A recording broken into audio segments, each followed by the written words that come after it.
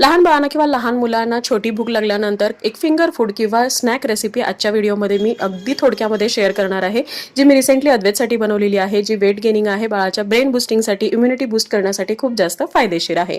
ही recipe बनवण्यासाठी आपल्याला काही मखाणे लागणार आहेत, जे मखाणे तुम्हाला अगदी मंद गॅसवरती कुरकुरीत होईपर्यंत भाजून घ्यायचे आहेत।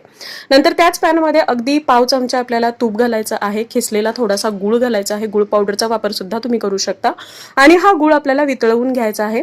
याचा पाक करायचा नाहीये, पाक बनण्याच्या अगोदर गुळ थोडासा फेसा झाला की गॅस बंद करायचा आहे। त्यानंतर तुम्हाला जे मखाणे आपण रोस्ट करून घेतलेले होते, कुरकुरीत असलेले जे मखाणे आहेत, हे यामध्ये सगळे एकदाच घालून या गुळासोबत मिक्स करून घ्यायचे आहे, जेणेकरून गुळाचे एक छान कोटिंग याला मिळेल। याची चव आणखी वाढवण्यासाठी यामध्ये थोडीशी जायफळ किंवा इलायचीची पावडर घालू शकता। एका ताटामध्ये तुम्हाला काढायचं आहे। थोडं थंड झाल्यानंतर या पद्धतीने मखाणे तुम्हाला सेपरेट करून घ्यायचे आहेत। हे जे मखाणे आहेत, हे लहान बाळांना किंवा लहान मुलांना तुम्ही ॲज अ फिंगर फूड म्हणून देऊ शकता। बाळासाठी हे खूप